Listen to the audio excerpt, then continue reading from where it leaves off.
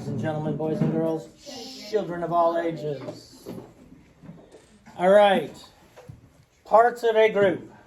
We have the problem 7/8 of 16 or 7/8 times 16. Those are the same exact thing. The denominator tells us how many groups we need to have. So how many groups do we need to have? 8. The whole number tells us how many total we're going to have. How many total do we have? 16. So if I asked you how many rows are there in this picture, how many rows are there? 2. No. If you sit in a row at the movie theater, do you sit one in front of the other? Or do you sit next to each other? Next to each other. So again, how many rows are there? 8. So there are 8 rows. How many are in each row? 2. Because this is 1, 2. So I have a total of 16 here, divided into 8 rows. But I want to know how many are in 7 of them.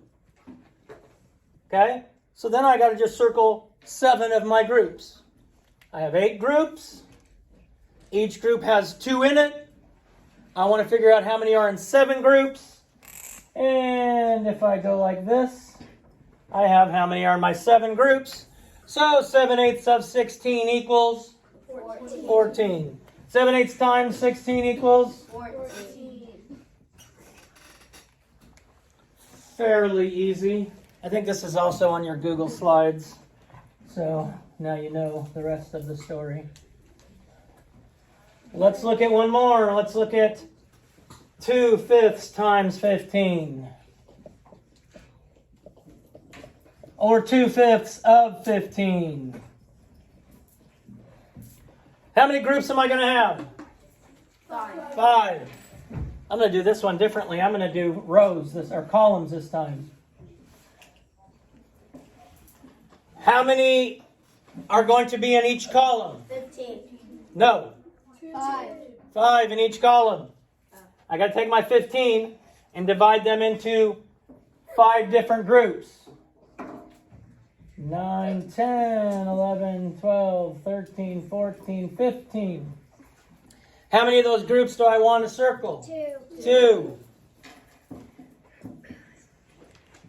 So 2/5 times 15 equals 6. 6. Now if you look at what we did yesterday, and I posted the videos we did yesterday on yesterday's Google Classroom post, we did it in groups. We had to have 5 groups.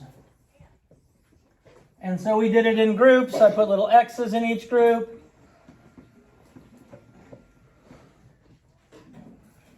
The thing is you're going to have to recognize both ways of doing it. Now the denominator is going to what clues you in if it's written like this, whether you're looking at rows or columns. Because you have to have 5.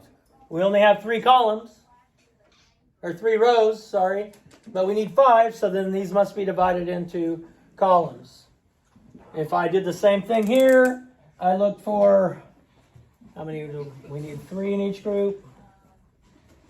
And I looked at 2 groups. Again, I'm going to get 6. Destiny. Will there ever be an improper fraction when doing this? Oh, that's a good idea. We're going to look at that tomorrow. What? I know, right? I know, right? So difficult. As I told you guys, multiplying and dividing fractions is far easier than adding and subtracting fractions.